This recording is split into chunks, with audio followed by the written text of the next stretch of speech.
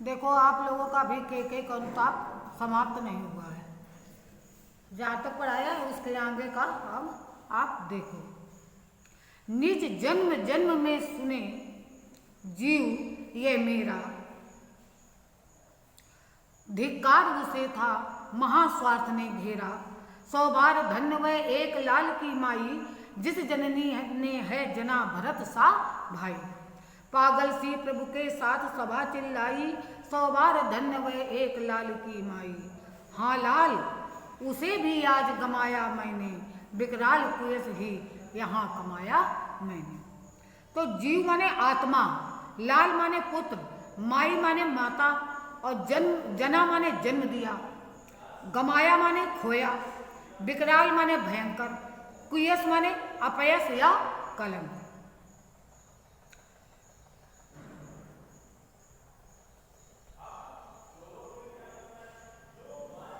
यहाँ पर कैकेयी द्वारा पश्चाताप व्यक्त करने पर राम सहित उपस्थित सभाजनों ने उन्हें भरत जैसे पुत्र की माता होने पर धन्य कहा है।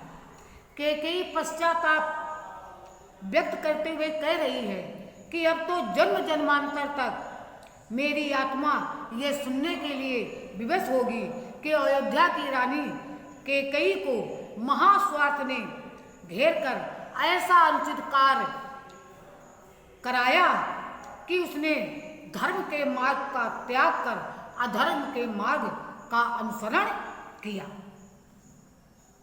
समझ में आया? कैकेयी की इन बातों को सुनकर राम सहित सभासदों ने एक स्वर में कहा कि भरत जैसे महान पुत्र रत्न को जन्म देने वाली माता 100 बार धन्य है। देखा है, 100 बार धन्य वह एक लाल की माई, जिस जननी ने है जना भरत सा भाई। यानी सभासद ने एक स्वर में कहा कि भरत जैसे महान पुत्र रत्न को जन्म देने वाली माता 100 बार धन्य है। अतः यहाँ सभी लोगों द्वारा एक मत से कैकेयी को निर्दोष कहा जा रहा है। 100 बार धन्य वह एक लाल की माई, हाँ लाल उसे भी आज गमाया मैंने, विकराल कुएस ही यहाँ कमाया मैंने। सभासदों की बात सुन करके कैकेयी ने प्रतिक्रिया व्यक्त करते हुए कहती है कि उनकी बात दोहराई और कहा कि हाँ मैं उसी पुत्र की अभागिन माता हूँ जिसे आज मैंने खो दिया है। वह पुत्र भी अब मेरा नहीं रहा, उसने मुझे माता मानने से इनकार कर दिया है। मैंने हर प्रकार से अपयश ही कमाया है और स्वयं को कलंकित भी कर लिया है। आगे देखो, निज स्वर्ग उसी पर वार दिया था मैंने, हर तुम तक से अधिकार लिया था मैंने। कैकेयी कह रही है, पर वही आज ये दीन हुआ रोता है, संकित तब से धृत हरिण तुल्य होता है। श्रीखंड आज अंगार चंड है मेरा, तो इससे बढ़कर कौन दंड है मेरा।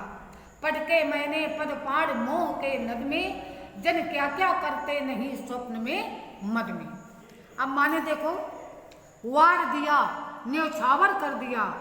हरना माने छीनना, दीन माने गरीब, संकित माने संकों से ग्रसित, और धृत माने पकड़े हुए, श्रीखंड माने चंदन, अंगार चंड माने दहती हुई आग, और पदपाण हाथ पैर।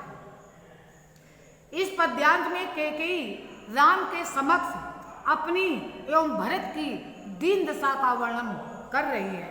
निस्वर्ग उसी पर वार दिया था मैंने, हर तुम तक से अधिकार लिया था मैंने, पर वही आज ये दीन हुआ रोता है, संकित तब से धत हरिण तुल्य होता है। क्या कहते हैं, पश्चाताप की अग्नि में जलती हुई कैकेयी राम से कहती है कि मैंने अपने उस पुत्र पर अपना स्वर्ग सुख भी न्यौछावर कर दिया था, और उसी के कारण मैंने तुम्हारा अधिकार भी तुमसे छीन लिया। मेरा वही पुत्र आज दीनहीन होकर करुण क्रंदन कर रहा है, अर्थात रो रहा है। वह तब से किसी पकड़े गए हिरण की तरह सभी से भयभीत हो रहा है। श्रीखंड आज अंगार चंड है मेरा, तो इससे बढ़कर कौन दंड है मेरा। पटके मैंने पदपाण मोह के नद में, जन क्या क्या करते नहीं स्वप्न में मद में। के कई कहती है, चंदन के समान शीतल स्वभाव वाला मेरा पुत्र भरत आज जलते हुए अंगार की तरह प्रचंड दिख रहा है। इससे बढ़कर मुझ अभागिन के लिए दूसरा दंड और क्या हो सकता है कि मेरा पुत्र ही मुझसे अलग हो गया है और मुझसे क्रोधित है। हे राम, अब मुझे और बड़ा दंड मत दो। मैंने अपने हाथ पैर मोह रूपी नदी में फेंके और पटके, अर्थात राज के मोह में फंसकर ही मैंने ये सब किया। मेरा ये कार्य ऐसा ही था कि जैसे कोई व्यक्ति पागलपन में अथवा स्वप्न में व्यवहार करता है। अतः मेरे इस कार्य को पागलपन अथवा स्वप्न में किया गया कार्य समझकर मुझे क्षमा कर दे। आगे देखो, हाँ दंड कौन क्या उसे डरूंगी अब भी, मेरा विचार कुछ दया पूर्ण हो तब भी। हाँ दया हंत वे घृणा, आहा वे करुणा, बैतरणी सी है आज जानवी वरुणा। सह सकती हूँ चिर नरक सुने सुविचारी, पर मुझे स्वर्ग की दया दंड से भारी। लेकर अपना ये कुलिस कठोर कलेजा, मैंने इसके ही लिए तुम्हें वन भेजा। घर चलो इसी के लिए न रूठो अभियों, कुछ और कहूँ तो उसे सुनेंगे सब क्यों। हंत माने हाय, बैतरणी माने एक नरक की एक कल्पित दूषित नदी, जानवी माने गंगा, और वरुणा माने वाराणसी में बहने वाली गंगा की एक सहायक नदी। चिर माने प्राचीन, सुविचारी माने अच्छे विचार वाली, कुलिस माने वज्र। प्रस्तुत पद्यांश में प्रसंग है।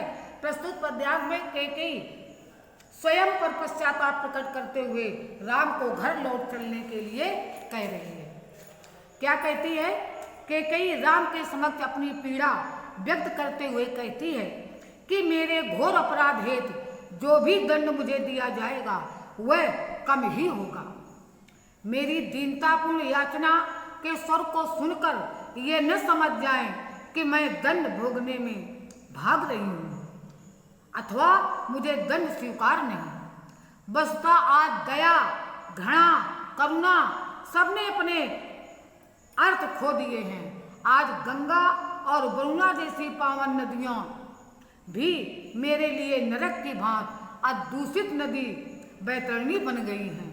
मैं सभी लोगों से कहती हूँ कि मैं लंबी अवधि तक नरक का ही दुख भोग करूं, किंतु स्वर्ग पाने की याचना का भार मुझसे नहीं सहा जाएगा, क्योंकि वह नरक की पीड़ा से कहीं बढ़कर है।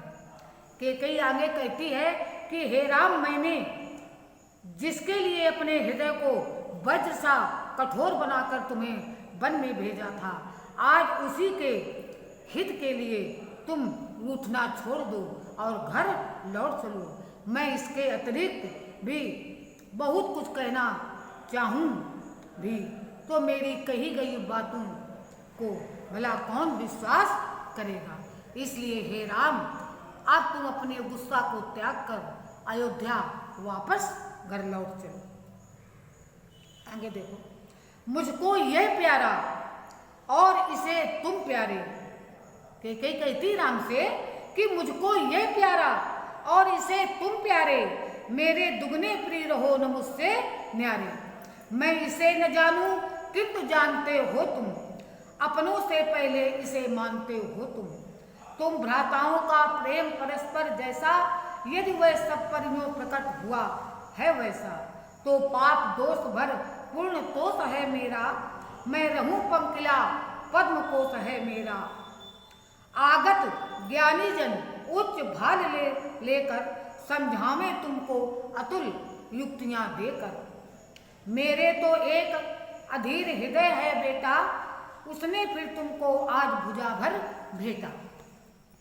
मीनिंग देखो, न्यारा माने अलग, भ्राता माने भाई, परस्पर माने आपसी, तोष माने संतोष, पंकिला माने कीचड़ में सनी हुई, पद्म कोश कमल का कोश, आगत माने आया हुआ, उच्च भाल उन्नत मस्तक, अतुल माने बड़ी, युक्त माने उपाय।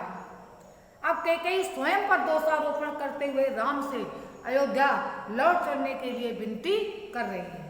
और कैकेयी राम से कहती है कि हे पुत्र, मुझको ये प्यारा और इसे तुम प्यारे।